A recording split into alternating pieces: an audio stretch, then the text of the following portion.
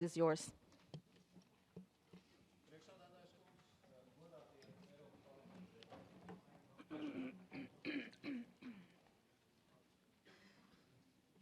Priekšsēdētājas kundzes, godātie Eiropas parlamenta deputāti.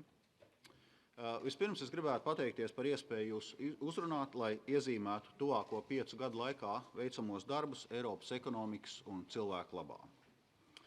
Pēdējo 5 gadu laikā, kā Eiropas komisijas viceprezidents, esmu strādājis ciešā sadarbībā ar Eiropas parlamentu.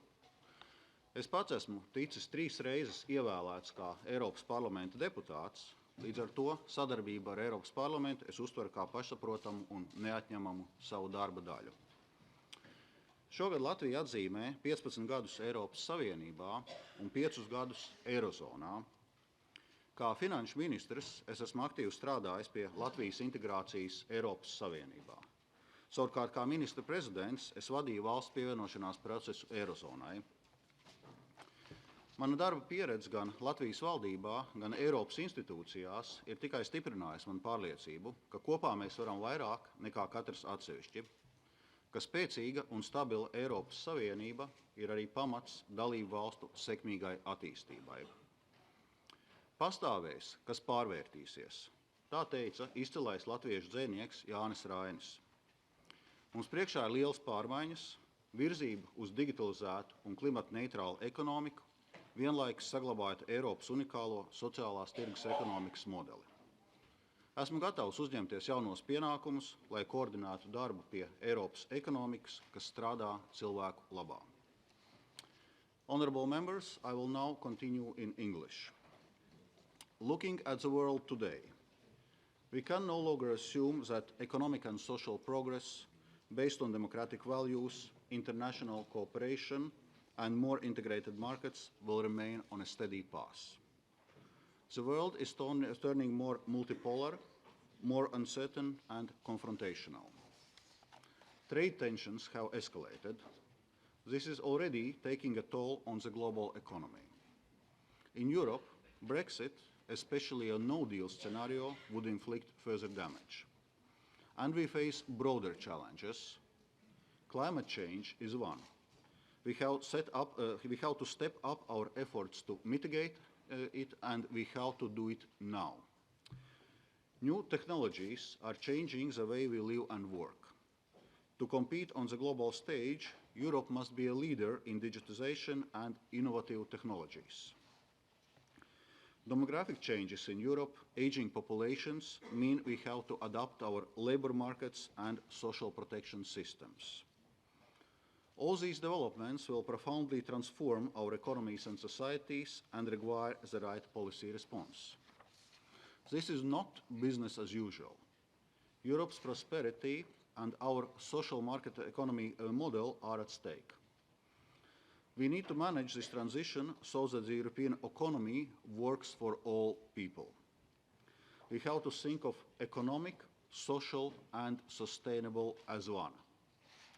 If I am confirmed, this will be the basis of my work for the next 5 years. Now let me address those points in more detail. First, I aim to strengthen Europe's economic sovereignty at this time of increasing global uncertainty. Then I will work to make sure that our economic and industrial policies support the green and digital transformations. Our social policies must accompany these transformations so that we build a more inclusive society. Honourable members, the EU economy is a powerful force in the world. The single market is our biggest asset. It accounts for over 500 million consumers, 22 million businesses, and a GDP of over 15 trillion euros. The euro is a successful international currency, the second most used for payments and global reserves, only behind the US dollar. We have strengthened our economic and monetary union, and the euro area remains open, of course, to countries working to join it, like Bulgaria and Croatia. But to leverage the euro area's political and economic weight requires us to push further. I want to reinforce our capacity to act independently. Being a strong and stable economic player will enable us to promote an international rules-based order and counter the trend towards regionalization in the world. We have to deepen the economic and monetary union. Europe's economic sovereignty is supported by strong national economies. They undergo reforms to keep pace with ongoing transformation. Strong economies build fiscal buffers in good times for later use when economy slows down. This is the aim of the fiscal rules underpinning the Stability and Growth Pact. But the rules have become too complex. We will need a substantial debate to see if there is a broad consensus to simplify them. Economic sovereignty requires that the euro area has solid financial firepower to prevent and fight crises. That means a reformed European stability mechanism and the euro area budgetary instruments for which the Commission has presented legal proposals. We will build on this by developing a European unemployment benefit reinsurance scheme.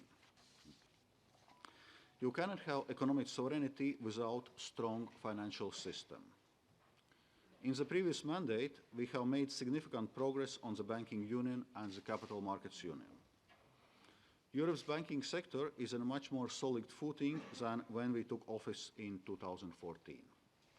Banks are better capitalized and more resilient in terms of liquidity. Levels of non-performing loans have fallen by more than a half, although they remain too high in some countries. The banking union must now be completed.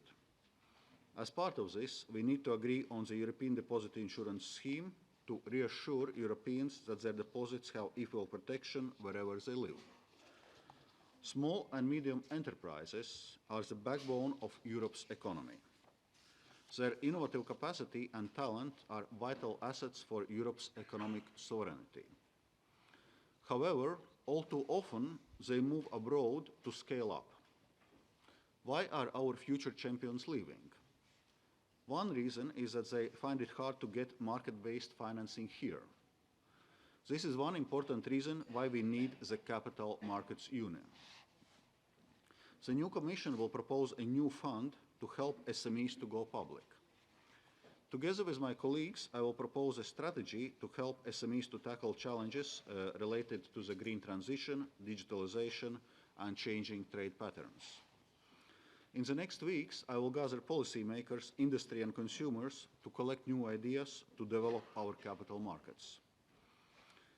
Asserting European sovereignty is also about assuming responsibility for the integrity of our financial sector. President-elect von der Leyen has entrusted me with leading the fight against money laundering.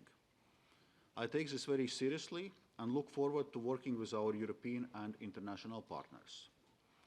We need to strengthen supervision and enforcement, including across borders. I would see a lot of merit of conferring specific anti-money laundering tasks and their coordination to a union body. Honourable members, my second objective will be to use fiscal, economic and financial policies to support the green and digital transformation. As you know, my colleagues Frans Timmermans and Margaret Vestager will be in charge with managing change in these two policy areas. I'm looking forward for cooperating with them. To finance the transition to the climate-neutral economy, Europe needs massive investments, trillions of euros over the next decades. We will need both public and private funding. To stimulate private investment, we should create regulatory incentives and use the possibilities for the EU budget to leverage much more still. On the regulatory side, I take pride that the European Union was the first region to enact hard law on sustainable finance. We must now agree on the unified EU classification system or taxonomy to define what is sustainable. And we need to develop standards for green bonds and eco-labels. In parallel, we need to build on the investment plan for Europe. Together with my colleagues, I will draw up a Sustainable Europe investment plan to unlock 1 trillion euros of sustainable investment over the next decade. I will work with the European Investment Bank to transform it into our climate bank. By 2025, we want to see half of its total financing dedicated to climate. Honourable members, Europe has been a global industrial leader for many decades. To maintain that lead, we need to preserve Europe's strong productivity and competitiveness, given the many challenges ahead. This is why I will work with my colleagues to develop a long-term strategy to ensure that Europe remains a top industrial power. Trade policy has an important role to play. It can help to promote our broader objectives in terms of economy, technology, green transition, sustainability, or labour rights. The EU is the world's largest exporter and importer. It must continue to be a global standard setter through an open and fair trade agenda. This is especially true with the advance of the new technologies. In the area of finance, they bring huge potential, for example, by giving consumers better and faster access to finance. I will put forward a new strategy for Europe to get the best out of the fintech and to compete globally. Instant payments are a good example. At the same time, we must address risks such as unfair competition, cybersecurity, and threats to financial stability. For instance, Europe needs a common approach on crypto assets such as Libra. I intend to propose new legislation on this. Honourable members, the green and digital transformation can only succeed if it is seen as socially fair. This will not happen automatically. So my third objective is to make sure that our social policies evolve to accompany those transformations. In that way, we will improve people's lives and make sure no one is left behind. We will present an action plan for implementing the European Pillar of Social Rights effectively across the EU. We will also bring forward targeted legal proposals, started with a framework for minimum wages. We must continue to build on the European semester. Social considerations already account for nearly half of our country-specific recommendations. I intend to keep this focus in our future economic governance. We will also integrate the UN Sustainable Development Goals into the semester objectives to promote both inclusive and sustainable growth. During this mandate, we relaunched social dialogue in the EU. Involving social partners fully will be crucial for the digital and green transformation and for putting the European Pillar of Social Rights into effect. Inclusive and sustainable growth is also about ensuring the economic convergence and cohesion of Europe's regions. EU structural funds help us to meet our environmental and innovation goals, to provide upskilling and lifelong learning. And we will help to support the people and regions most affected by green transformation through a new Just Transition Fund. One final point. There is no social fairness without tax fairness.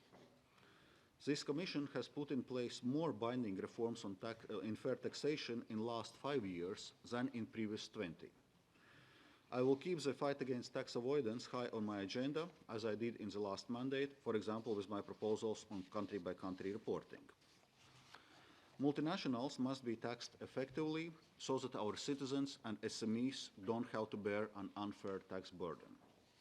Honourable members, as a member and Vice President of the European Commission, I have always worked in a spirit of collegiality. That will continue. Over the past 5 years, I have worked closely with the European Parliament. If you honour me with your confidence, I would be happy to continue this fruitful relationship.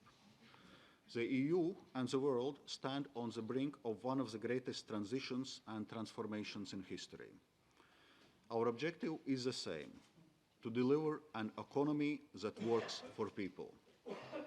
Thank you very much for your attention, and I look forward to your questions.